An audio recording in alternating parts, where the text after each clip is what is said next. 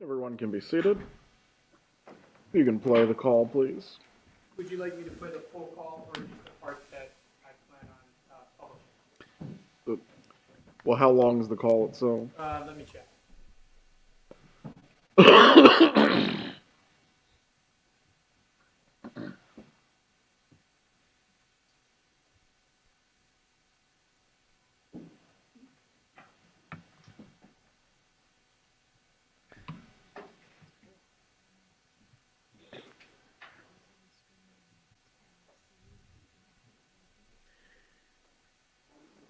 The call is 15 minutes long, 15 minutes and 11 seconds long. All right. Well, I believe the context of the call is really going to matter here, but how long is the portion that you plan to publish? I plan on starting at around 5 minutes and 50 seconds in and going till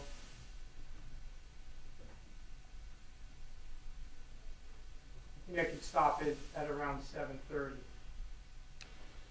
All right. Go ahead and just start it from the beginning.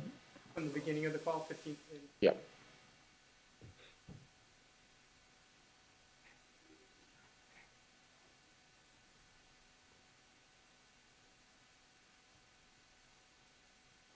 Go ahead. I started.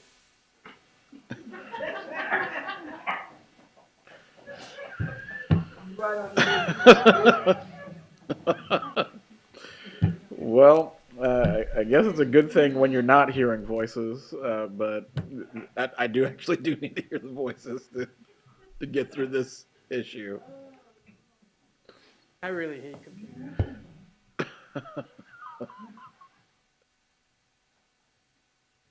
Only on the phone. Why don't you say hello to him? Charlie, hold on a second, okay? All right. Could you rewind at the beginning, Ms. Dugan? Hey, sweetheart, how are you? Good. What's going on? Hello, Charlie. Hey, Dad. How are you? Good. What's going on?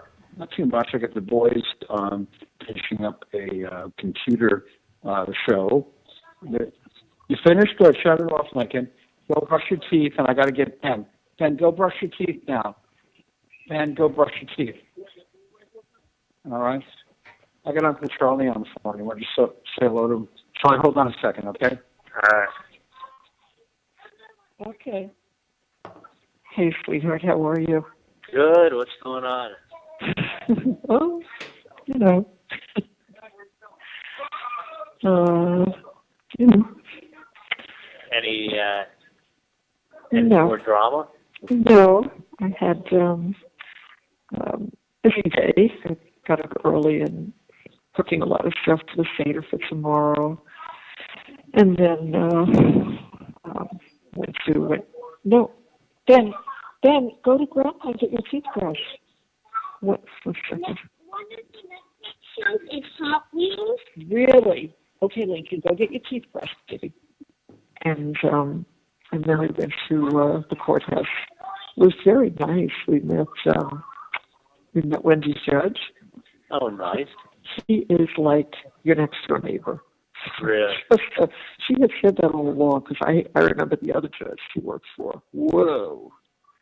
Really? Impossible. Very difficult woman. This guy is like, you know. Like fun? Yeah, just like your neighbor, just sitting, friendly, talking, you know, kidding about how, because one of the guys there, this black guy named Charlie, is with a girl now, and he's pretty serious. So he said, yeah, we've all been trying to tell him, you know, secret to a happy marriage. He says, I'm married, I don't know, 30 years or something, this judge. He says, secret to a happy marriage is yes, dear, it all works. He says, actually, what really works is you're right, yes, dear. So he said, it's worked for me. He said, I'm happy, I've got two great daughters, you know, my life is good. He says, so I'm trying to tell Charlie, practice every day. Yes, dear, you're right. He said, you'll do great. So, but he's funny. He was like funny and casual, and it was Casual Friday, so he's just wearing like a pair of pants and a collared, you know, like a collared shirt, you know, casual shirt, t-shirt type thing, and so friendly. What a just what Wendy said, a genuinely nice guy. You wouldn't think he's an appellate judge. You just wouldn't believe it. So super nice guy, and I'm happy for her because she's a nice person for her to work with. And the other 4 people, that we met, also so nice. Really? Yeah. In fact, this guy Trinity, I think Trinity is Wendy's age. I thought she told me he used to be a cop, but then he went to law school, and now he's doing this. Beautiful job, Ben.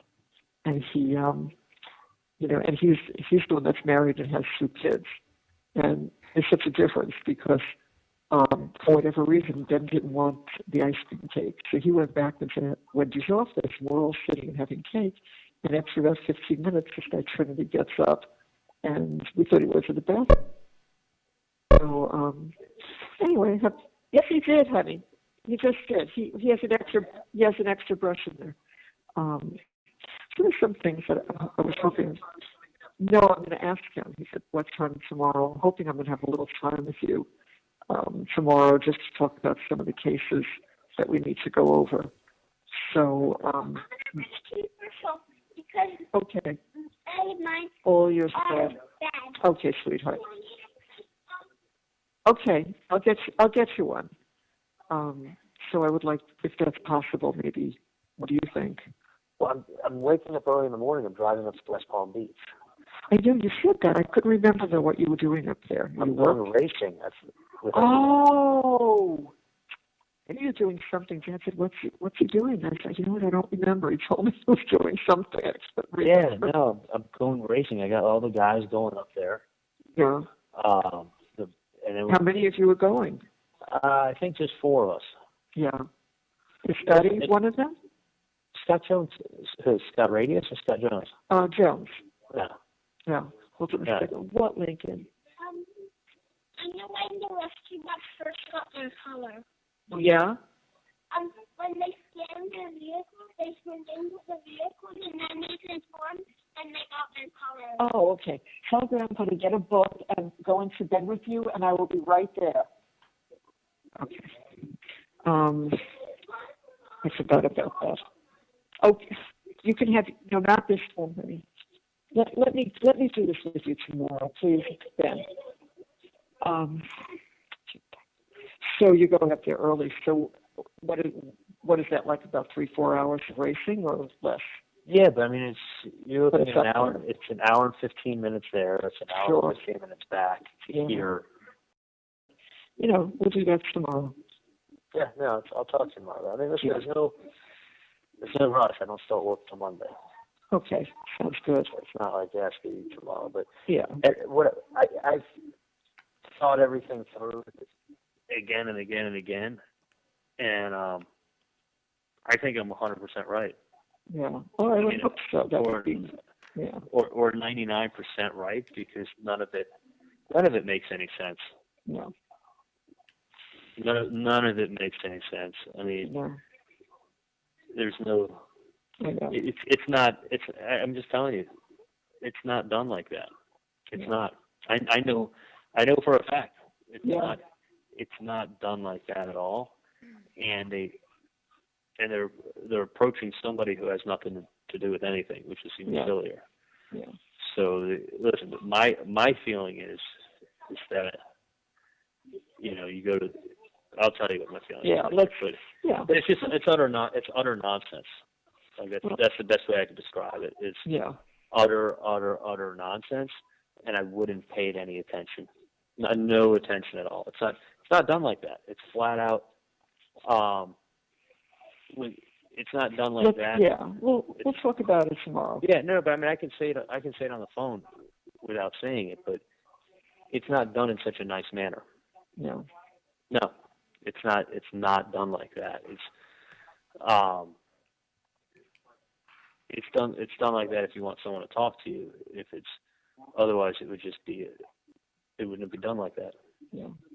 No, there's nothing. Listen, if you're. Let's go. I'll talk to you later. Yeah. But anyway, that's really what I thought. I think it's nonsense. Yeah. Leave it at that. Okay. All right, sweetie. So, are you going out tonight? Nah, probably not, because I want to get up with Oh, the because racing staying in the up morning. early, yeah, that's right. Yeah, and then do all that. Okay. Well, you're going to have fun tomorrow. That sounds great.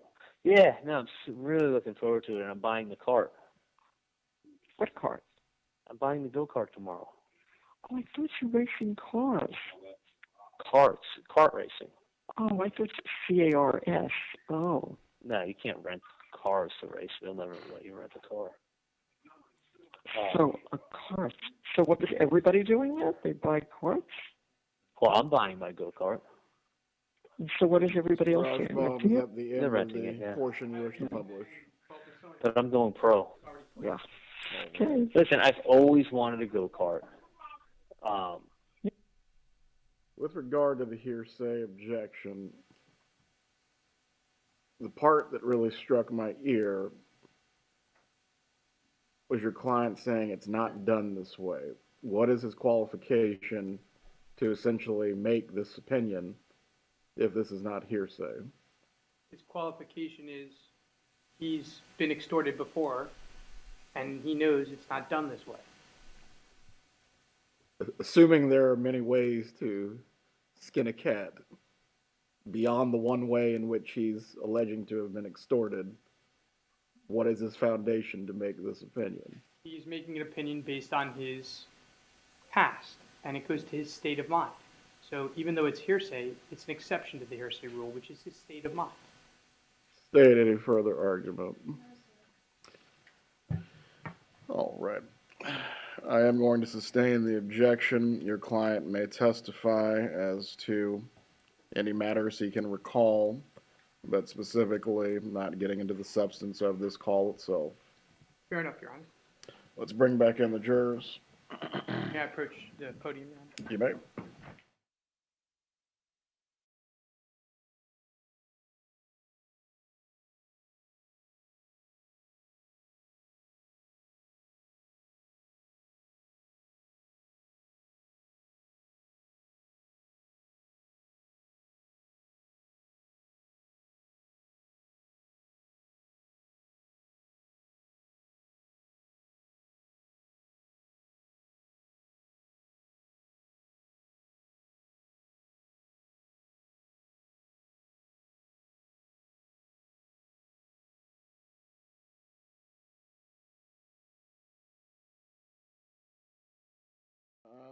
Probably till 5:45.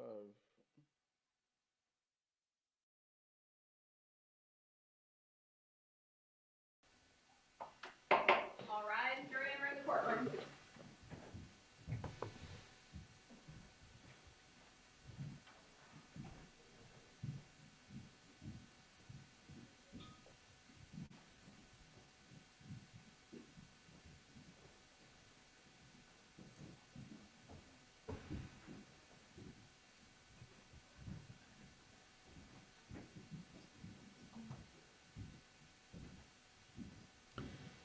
Everyone can be seated. The objection as to hearsay is sustained. You may continue.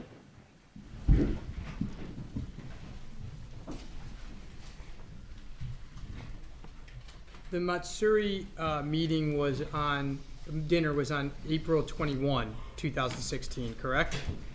Yes. The next day, you have a call with your mother. Do you recall that? Yes, I do.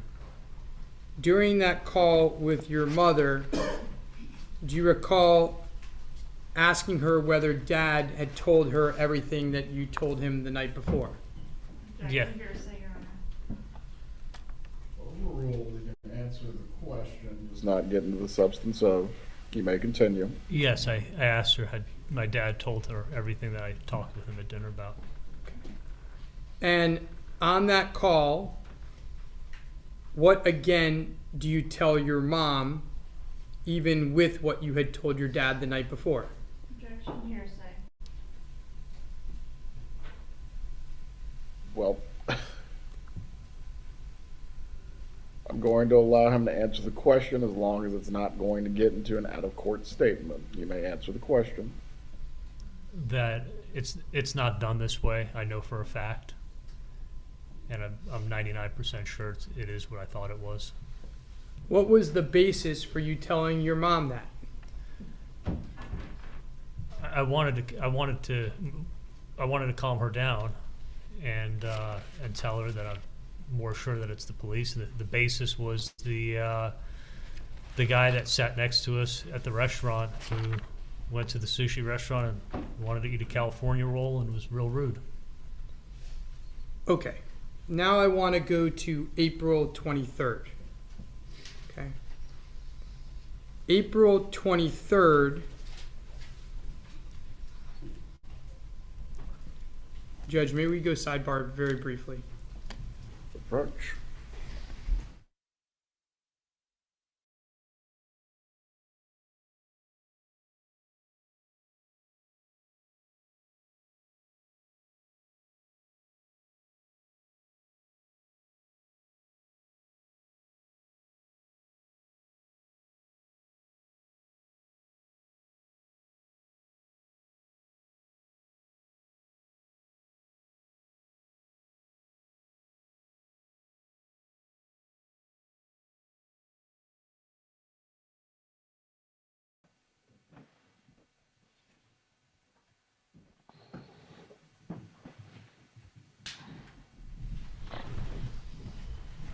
On April 23rd, do you find out later in the day that a letter has been sent to your parents' home? The letter was That your parents received a letter on April 23rd. it was on a Monday. Was that the 23rd? Can we show what exhibit is the letter? Do you have the letter? I believe this is already entered into evidence. It is. Do you have the letter? Yes. 79.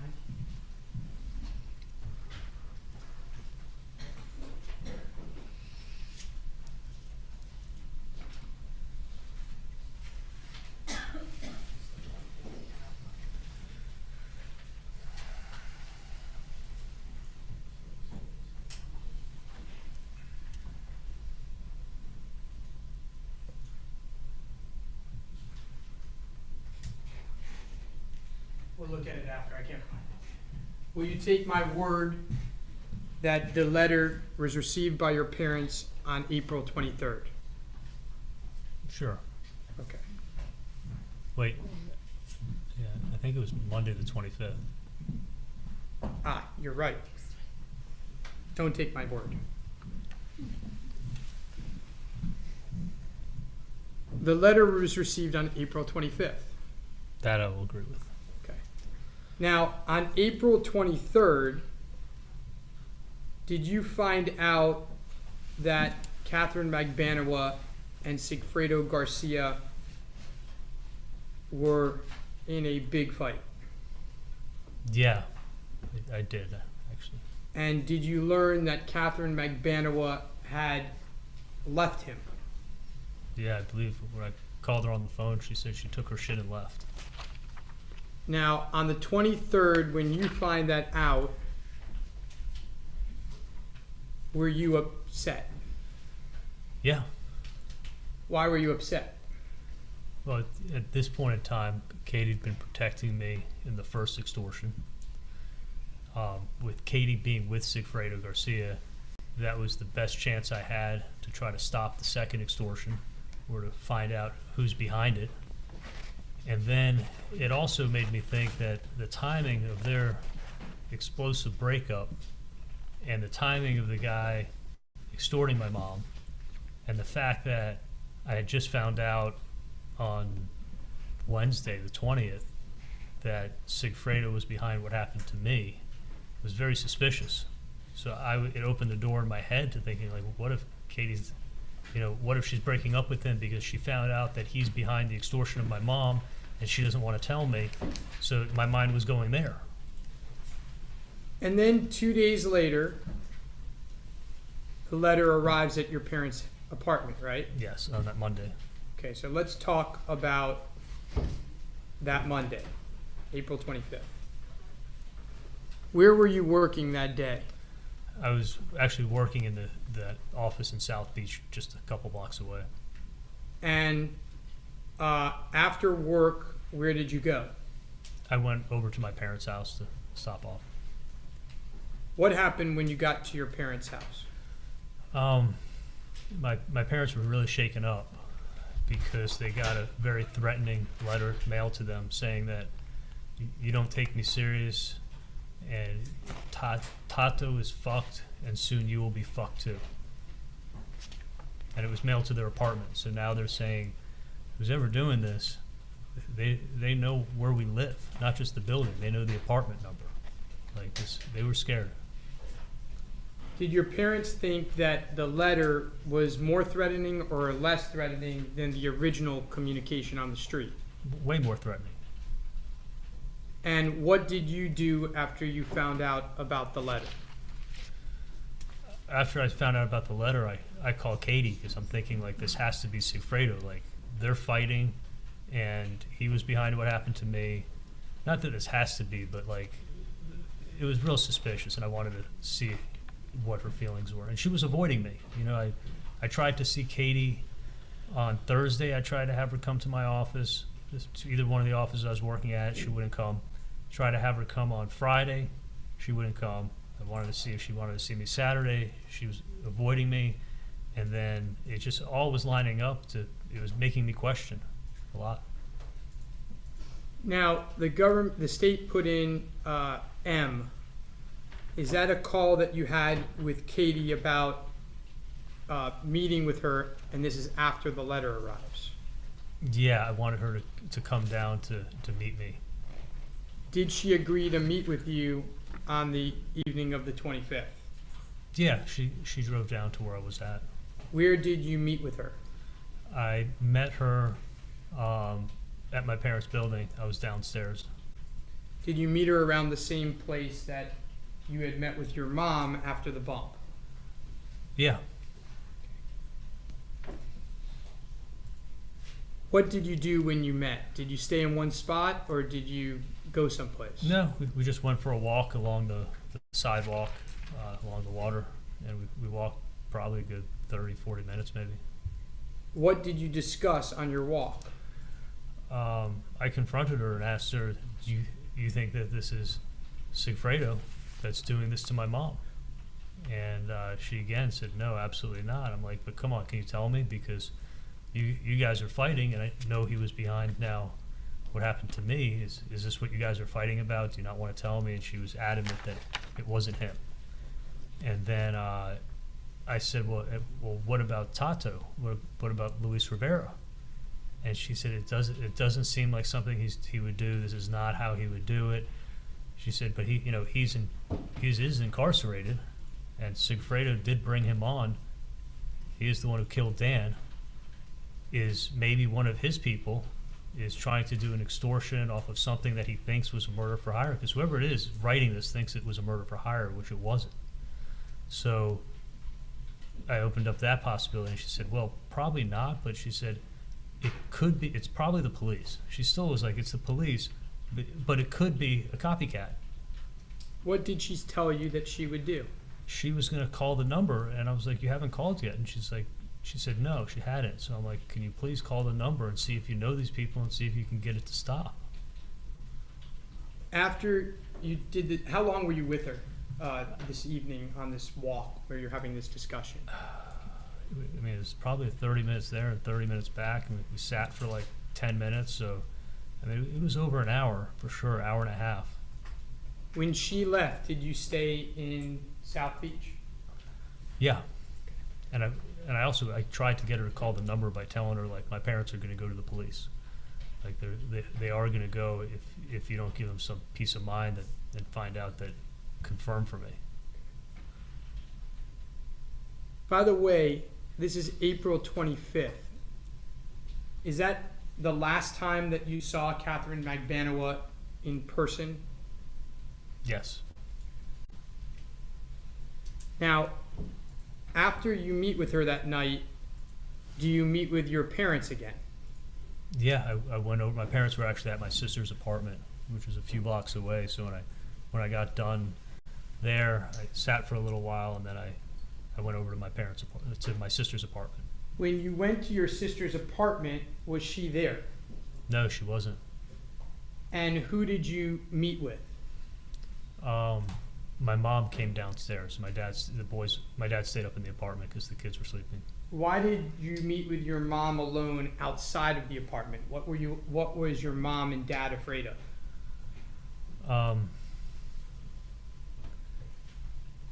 I think what they didn't want was Wendy coming home and then starting to question what's going on. What did you tell your mom when you met with her? I told her that I talked to Katie, and she does not think that it's Sigfredo, and she still thinks it's the police, and that she's going to look into it on the chance that it's a copycat, and it's a second layer of extortion. Now, April 26th, the government put in Exhibit O, which is a call between Sigfredo Garcia and Catherine Magbanua, and they put in a text message, which is P and Q, which are text messages between them. You recall that? Yes.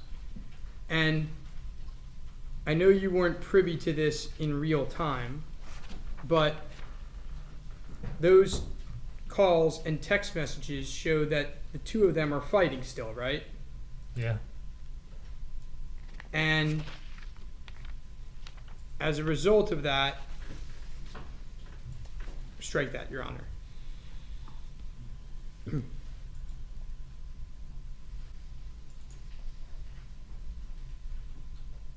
During those calls, what is Catherine Magbanua trying to get Sigfredo Garcia to do?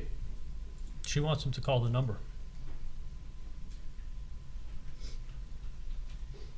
Now, the next morning, and this is R, 10:30 a.m., you have a call with your mom. Do you recall that? Yeah, what date is that? April 26th now. Okay. And you talk about whether she feels better about the things you told her last night. What were the things you told her last night? I told her that it's the police, and that you're not going to be harmed. You're not in any danger. And my mom was hung up on the fact that the person was ratcheting up their threats, making deliveries to their apartment, telling them that they're going to be fucked if they don't pay up. And there's some discussion about the letter being written like a girl. Do you remember that? The beginning part of it was like a girl. The second part sounded real tough. And so what did you mean about the beginning part of it being written like a girl? If this guy's saying that he's a Latin king, I can't imagine a Latin king writing "you don't care" as a phrase. It doesn't sound right. Doesn't mean it's not a copycat, but it doesn't sound like that's who it is, who she thinks it is. At the end of this call, and this is R again, around 2 minutes in, you say, one, they weren't the same person, without a doubt. Listen, I know. I actually do know how these things are done, and that was the same thing that I said. It is not done like this. Your mom says, yeah, that is what you explained. And you say, no, it is 48 hours. You recall that? Exactly, yes. When you say they aren't the same person, what are you saying? I'm saying it's not the same people that extorted me that are extorting you. It's clearly not the same as the first extortion. And when you say it's 48 hours, what are you referring to? I'm referring to what happened to me on July 18th when I was told you got 48 hours or we're going to kill you.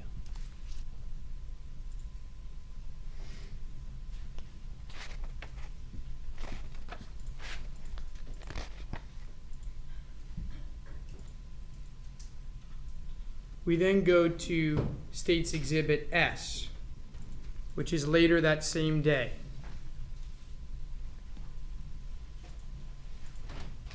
and you learn that your dad didn't go to work that day.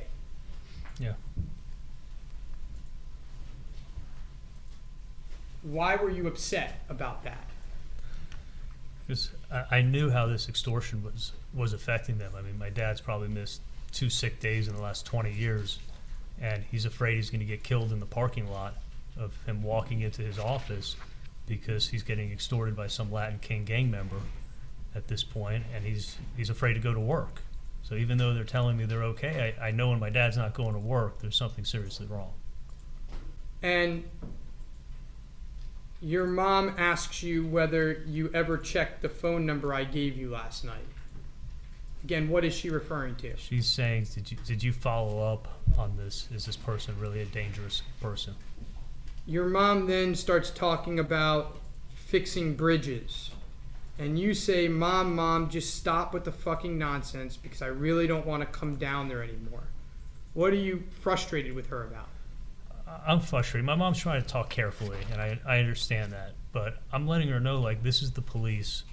Like, I do not think you're in any danger. This is not the same as the extortion that I dealt with. They're not approaching you the same way I was approached. There's so many things that are different. Like, I keep telling them, like, this is the police. You're not in any danger. And she's fixated. And I understand, so they're older, and someone's sending a letter to the house saying you're going to be fucked if you don't pay up. They're scared. You say 7 minutes and 18 seconds into the call. It's not like, oh, we'll get one of them and the other one will start paying. That's the stupidest thing I've ever heard. What are you referring to? That's what my mom's theory was, is that they're going to get her and they're going to hurt her, and then someone else, and then they'll go to someone else in the family, and then they'll start paying them. You then say, first of all, they don't give you a number. I mean, everything is so traceable. They also weren't disguised. Again, you say 10 seconds later, this is not how it's done. What are you reiterating over and over and over to your mom? Is that these people aren't hiding who they are. And for 2 years, I was not given a name. I wasn't given phone numbers. These people have traceable devices. They're not hiding. It's not done like this. This is different. And then they kept saying, well, what if you're wrong? And that's what kept me looking into it.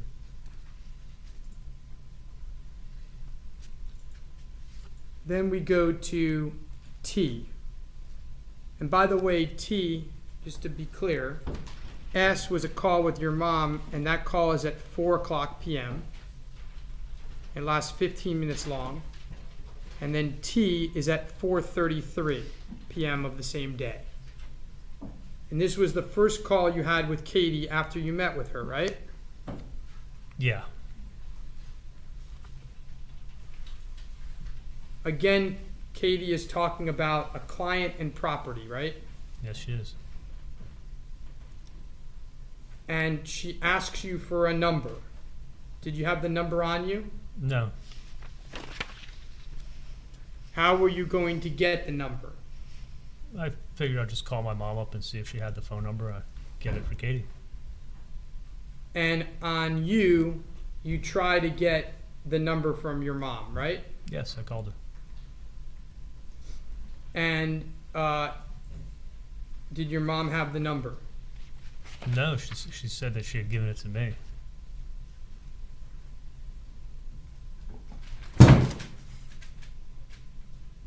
Everyone okay? Technology. Okay. Let's move on to W. Actually, we'll skip W.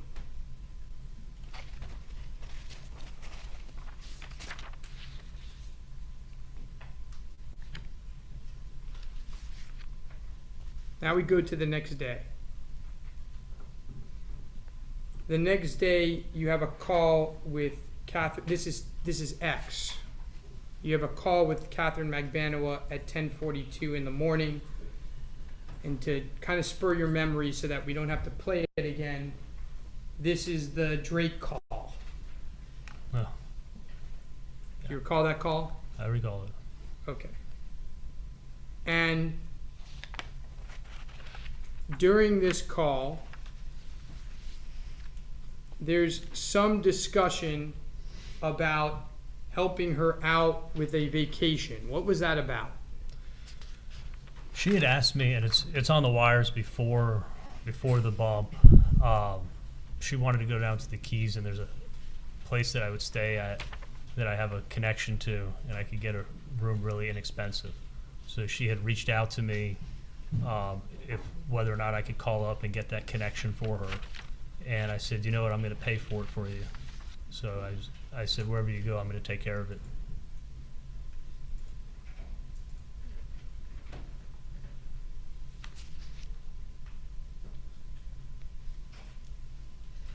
Judge, can we briefly go sidebar again?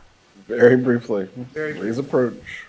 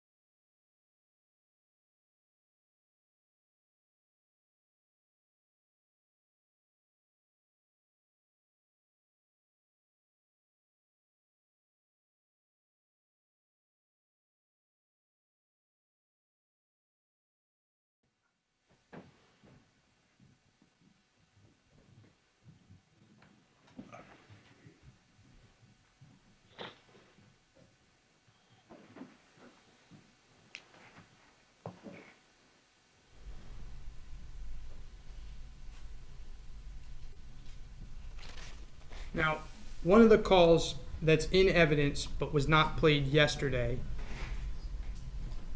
is why, and that's a call to your mom your mom calls you at 12:25 p.m.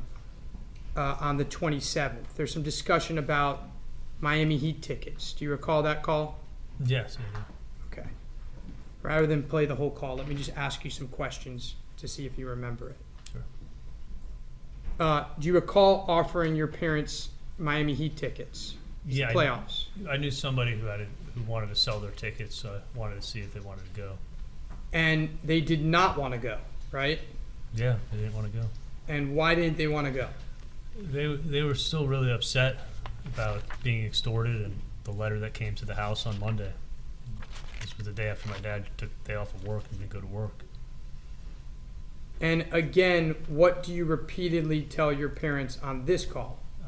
I tell them that it's not done like this, that this is basically I tell them it's not the same people and that you have nothing to worry about. Do you talk to them about the location they live and the timing of when the bump occurred? Yeah, this is that call. And what do you recall telling them about the location where they live and the timing of the bump? What I was saying is that they live in a very small, safe area.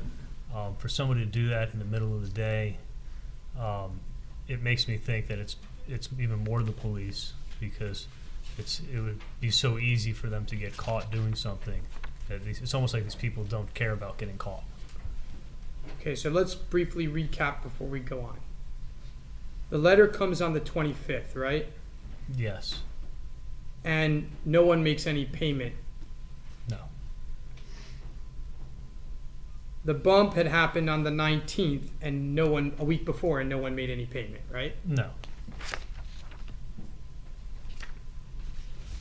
What's the next escalation point on April 28th? What happens next? What do the police do next?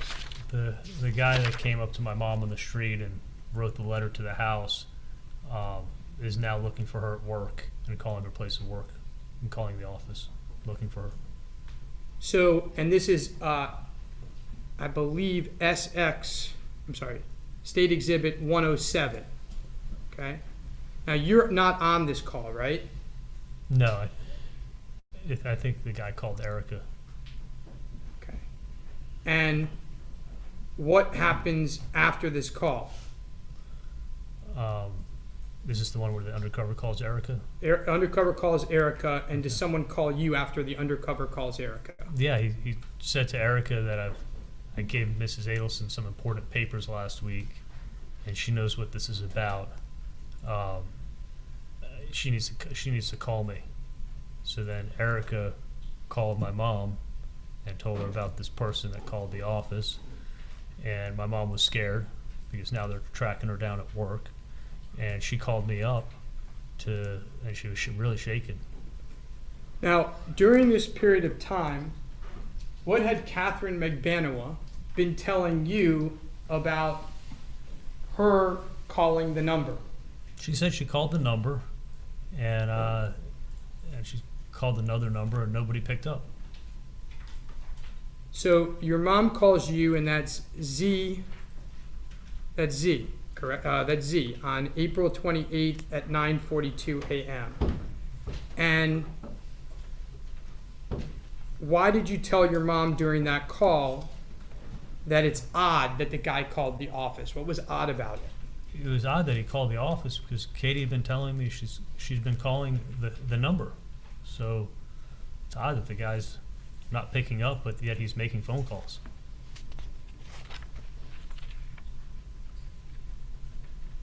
After that call, there are a series of calls where you try to reach Catherine Magbanua, right? Yes. Why are you trying to reach her? Because I just heard that the guy's calling the office, and she said she'd called and the guy wasn't picking up, or she may have told me it was a non-working number. And I was driving into the office at the time, and I had limited time to try to handle this before I got into the office. It became really busy. Call AA, they played, the state played for the jury. That's a voicemail where you say, hey, it's me, it's important, call me, bye. Do you remember that? Yes, I do. Now, BB is on April 28th at 10:43 in the morning, and she calls you back, correct? Yes, she called me back.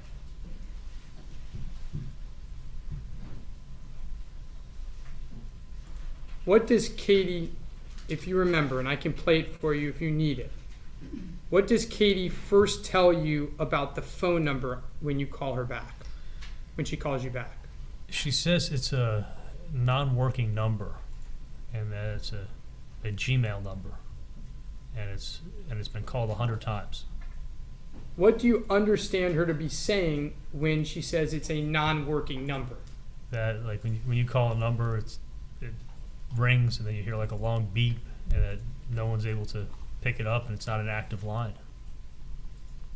Later in this call, BB, she then tells you that she's been calling the number and it just rings. Do you remember that? Yeah. When she tells you that, how do you feel? I know she's lying to me because it's either going to be non-working or it's ringing. It can't be both. And the guy's calling the office. So. And at that point in time, I think Miss Kappelman termed it as things got stressful. You started to get upset with her, right? Yeah, I know she's lying to me. And as you're finding out that she's lying to you, what do you start to think? I start to think that this could be Sigfredo, and that's why she's kind of covering and not wanting to come meet me when I keep asking her to come meet me. I think she found out that it's him, and she's just BSing me. Now, at some point after the argument in the middle of the call, you soften and you say, if someone's messing with you, they're messing with me. Why do you do that?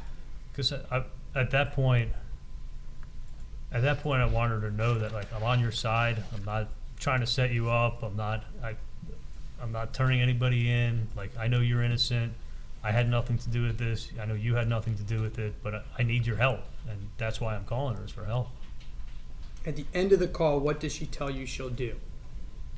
What does she tell you to do? At the end of the call, she says you call for that number. I'm like, fine, I'll call. I don't know any of these people. I don't think anyone's going to be afraid of me. But at this point, I don't care. I said, you know what? Let me just call the number, and when I get to the office and I have a break, I'm going to call them. Now, does she tell you like she did with Sigfredo on a later call? Does she tell you, make sure you don't call from your cell phone? No. Does she tell you like she did with Sigfredo on a later call, make sure you call from a landline? No. And you call from your cell phone, correct? I did, yes. Now, before you call from your cell phone, you do *67. Why did you do *67? In the event that it's a bad guy, I thought it would prevent him from having my cell phone number.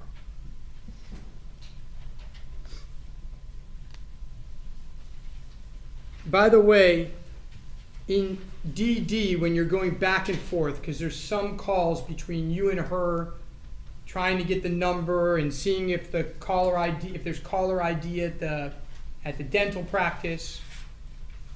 She says to you, you want me to call from my fucking phone, and you say, I can care less where you call from. And she says, exactly. Why do you not care where either of you are calling from? Because if it's the police, it's fine. I'm worried about if it's not the police. And why do you think that it doesn't matter where she calls from? Because I don't think she's involved in the extortion of me or the murder of Dan Markel.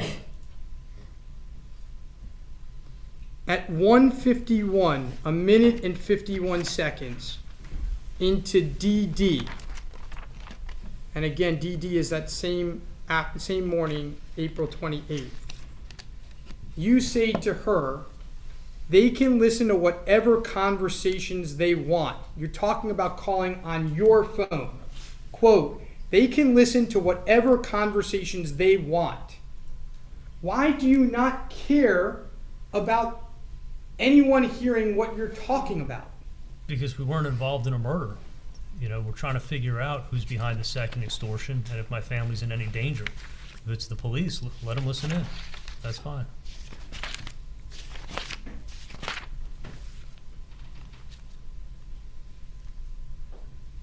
Now I want to play FF, and that's the call to the undercover. Okay.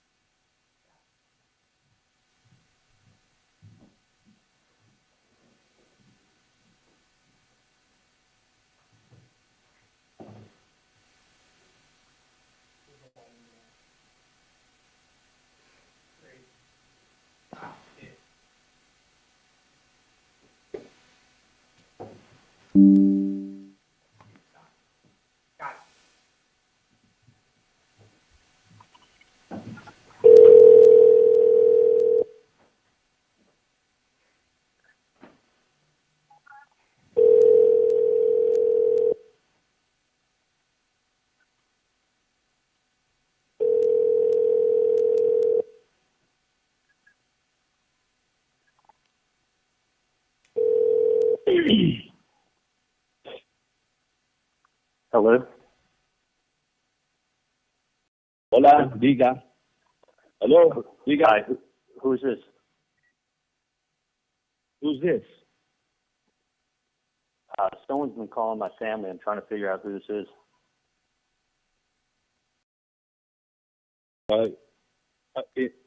In reference to what, man? Someone by the name of Sammy called. Yeah, that's me, man. All right, what's going on? Well, what's going on is my brother Tato. Okay, my brother Tato has not been taken care of. His family's not been taken care of. I talked to a dentist. Why are you calling me? Who are you? I gave the number to a lady. I don't know Tato. You don't know Tato? I'm No. sure you know Katie and Tuto. They've been taken care of since the family problem been taken care of up north. I don't know who you are. You don't? Well, this isn't going away, my friend. Because let me tell you something. I was at Broward with Tato, and he told me the whole story. He told me nobody was taking care of him. Nobody was taking care of his family. The family was taking care of Katie and Tuto, and nothing's been taken care of with Tato. So we know. We know what's going on. And Tato needs to be taken care of. Do the right thing. The lady already has the paperwork. She knows what I'm talking about. We know Katie. We know Tuto. We know they've been taken care of. All right, let me look into things. No more fucking around, man. No more fucking around. If this ain't going away, you guys need to do the right thing for Tato. That's my brother, man. That's my brother, and he needs to be taken care of. His family needs to be taken care of, just like Katie and Tuto have been taken care of. I've never met these people, but let me call you back, okay? That's bullshit, man. You know exactly what I'm talking about. You know this lady. I don't know your relationship with this lady, but we know what the fuck is going on. This ain't going away. Take care of Tato just like you take care of Katie and Tuto, man. Now, in hours and hours of The Wire, this is probably the quietest you've ever been. Why?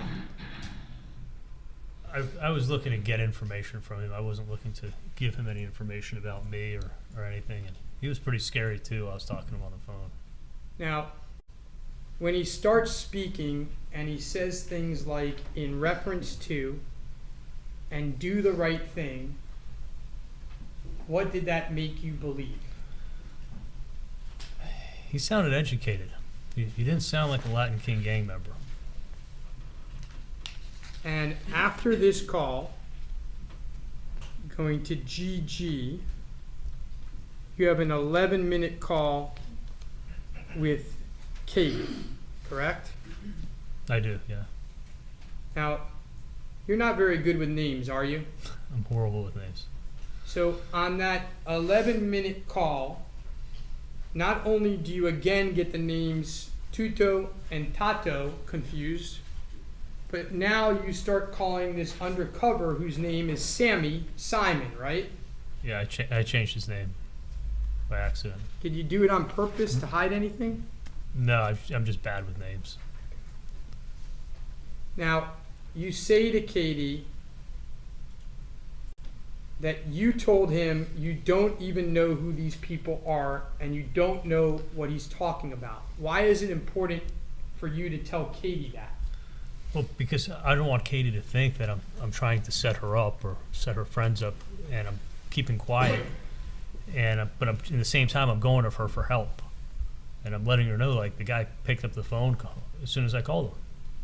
There's some conversation on this call about her working at the office. Did Katie ever work at your office? No, never. So when she brings up on this call working at your office, why do you kind of just say, yeah, you're a great worker at the office, or whatever you say? Why do you not say, Katie, I don't know what you're talking about. You've never worked at the office.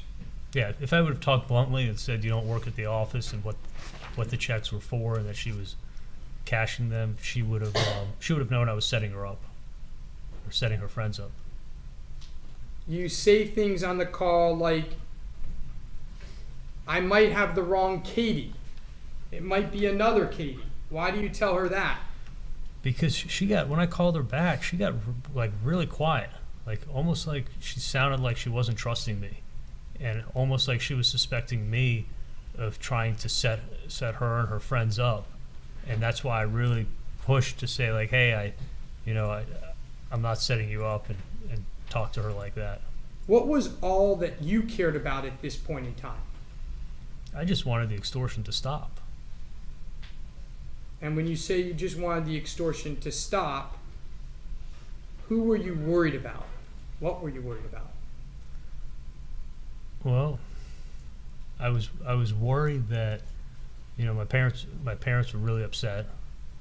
I was worried that my parents were going to go to the police and cash the second extortion, and then or go to the police and end up having to tell them about what happened to me in the first place, and then I was going to have to worry about the original extortion coming after me.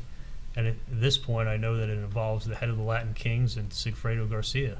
And I wasn't going to talk to the police. You talked to her about the guy coming up with details. What details did he come up with on this call? He knew about payment. You specifically tell her that he mentioned her name, or a Katie. Why do you tell her that? Because I'm letting her know this involves you. Like, I need your help, but this guy has details that are wrong, but he has details. And on this call and some others, what do you tell her about your parents? I tell her that my parents are close to going to the police to try to get her to help me. Now, does Katie have any idea at this point in time, any idea whatsoever, that your mom had known for 21 months about the original extortion? No, that's what I've been lying to Katie about, and telling her that my parents have no idea what happened to me, and I just tell them it's a long story and I can't talk about it. Okay. Exhibit II is already in evidence. On that call, it's a call between Katie and Sigfredo. Katie is filling Sigfredo in, correct? Yeah, I remember that one. And on that call, 1 minute and 47 seconds into the call, she says to Sigfredo, and like they're very, very close to reporting it already. What is she talking about?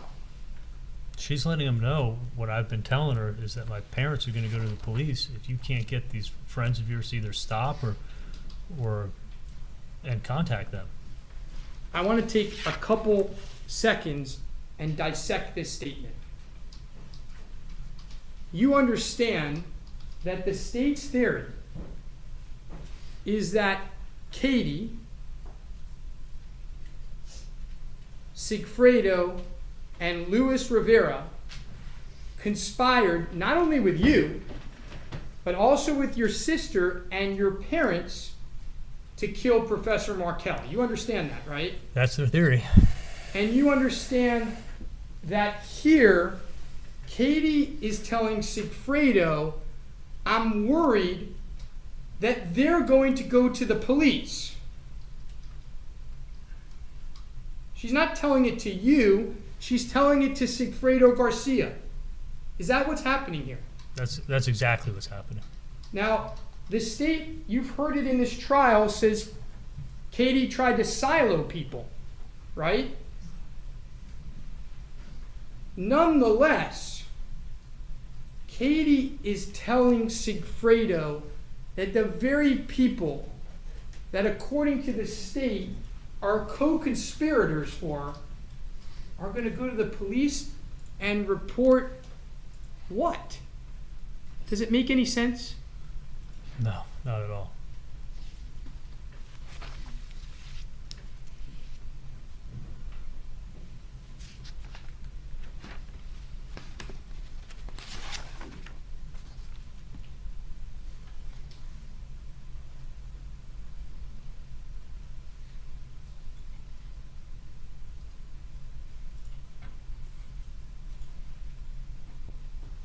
I'm going to go to JJ now. And that's the same day at 1:46. About 15 minutes later, Sigfredo Garcia calls Katie back.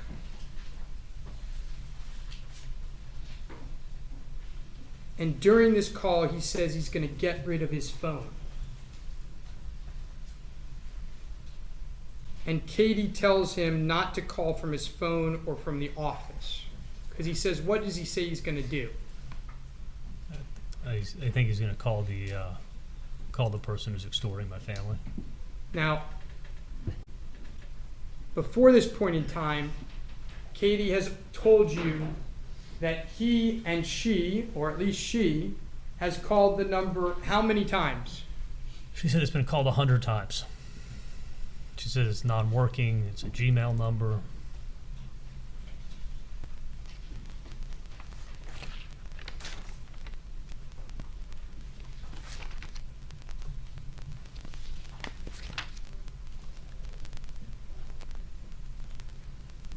Moving to later in the day, LL.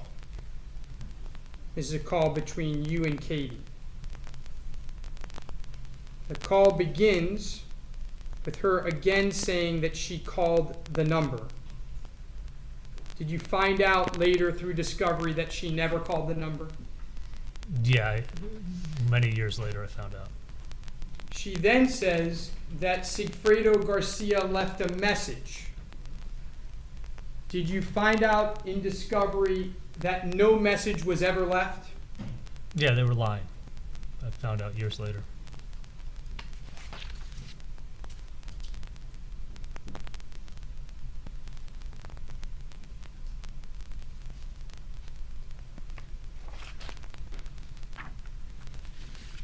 Now, during this call, by the way, did you know they were lying at the time?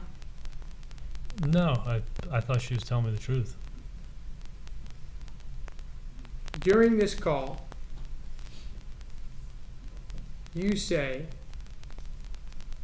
I don't want anyone to go to jail because you know what? People get mad when they go to jail and they feel like they have somebody to get back at. Do you recall saying that? Yes, I do.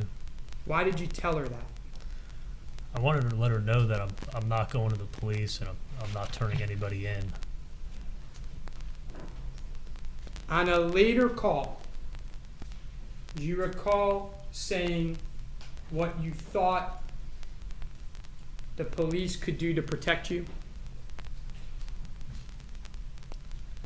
I think I thought the police couldn't protect me.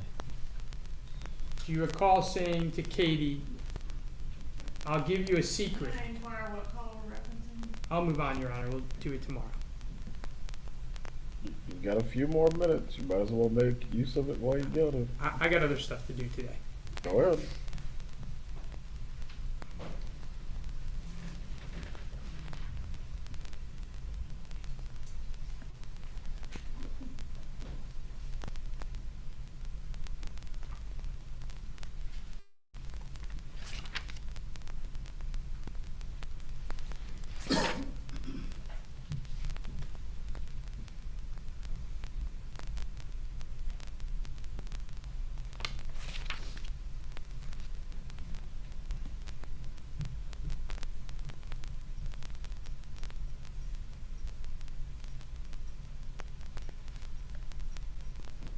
There's discussions on some of these calls about meeting Katie.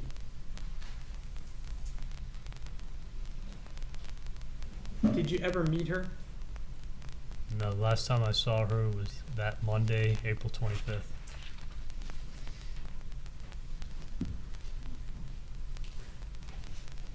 Now we get to 00, and that's the same day in the evening, and it's a call with your mom. And to refresh your memory on the call so that I don't have to play the whole thing, the call starts with you saying, I'd rather not talk on the phone, and then you talk on the phone for 41 minutes. Do you recall that? I do. You say to your mom not to worry, that you're 99% sure of it. What are you sure of? I'm sure it's the police. Why are you so sure of it at this point in time? Because I'd spoken to the undercover, and when I spoke to him, I realized this is obviously not Sigfredo Garcia. And the way the guy spoke on the phone, and again, how different he was than how a real Latin king would be. He's not who he says he is. And at that point, I feel very strongly it's the police at that point. And again, you describe why you don't think it's a real extortion, right? Yeah. For the same reasons that we've gone over and over today, correct? Yes. Your mom says that they're barking up the wrong tree.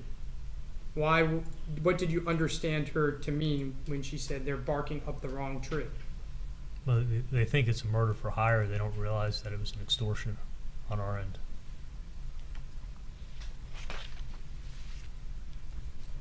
And your mom says 24 minutes and 20 seconds into the call, I just hope they don't go and bother Wendy. And you respond that Wendy was scared from day one. She is just getting over this. What is Wendy just getting over? The murder of her ex-husband. But according to the state, Wendy Adelson is a co-conspirator with you in her ex-husband's murder. The state's wrong. They're wrong about a lot of things. And in fact, you then go on to explain again that Wendy is just getting over the tragedy. This is the second time that you have described Professor Markel's murder as a tragedy, right? On the wires. Yeah. The first time was nearly a week before the bump. It was.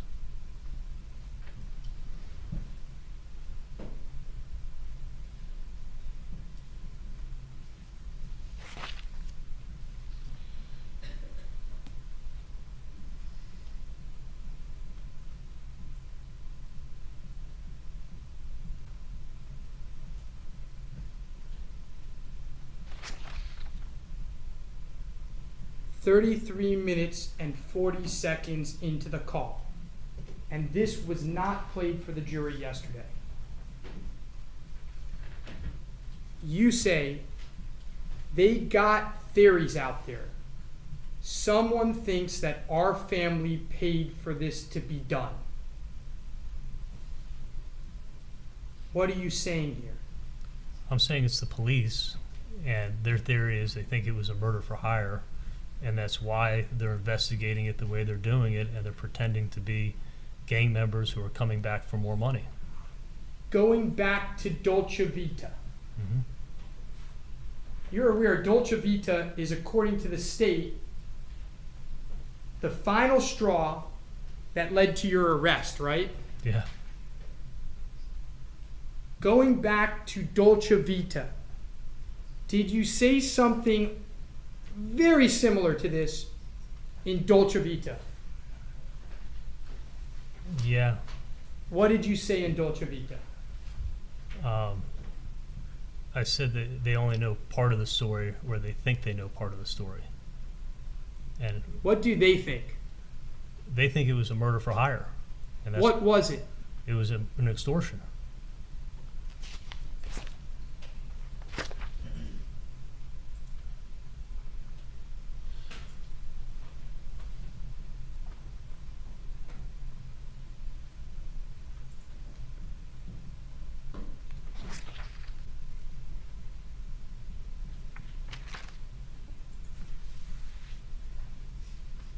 Going to the next day. PP, which is in evidence but was not published to the jury.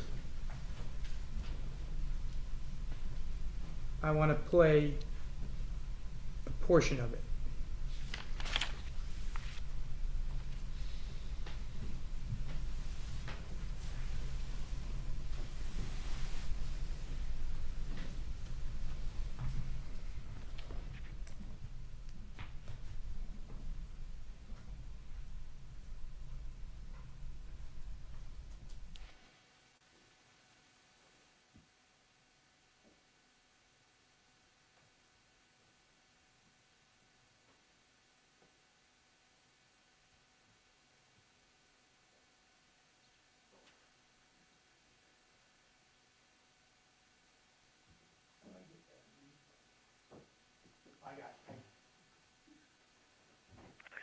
I've had a couple boyfriends, you know, Yeah. but something out.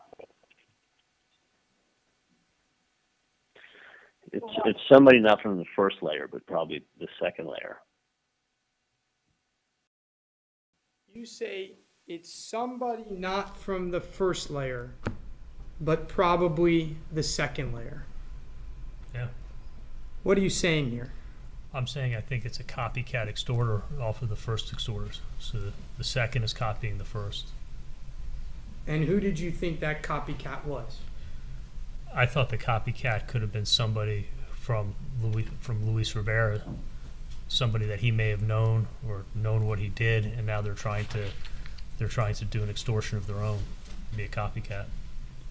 And if it isn't a copycat, who still did you think it was most likely at this point in time? I thought it was most likely the police if it wasn't a copycat.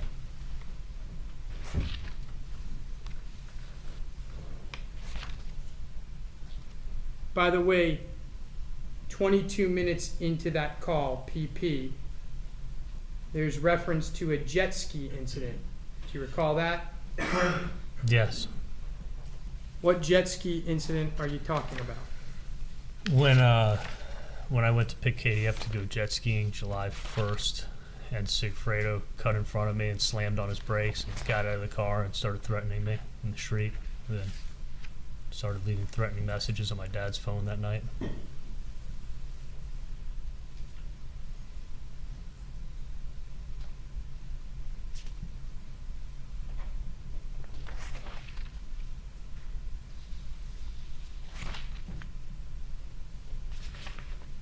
Judge, I'm about to move on to the next day. Would you like me to do that? If you can stop it within 5 minutes, your next line of questioning. I think it goes a little longer than that. Very well. Members of the jury, we're going to take our break for the evening at this point. Once again, you're going to receive the same instruction. Do not discuss the case with each other or anyone else. Do not look at any news coverage. Do not seek any information about the case. We'll resume tomorrow at 8:45. Please report by 8:30 and have a good evening.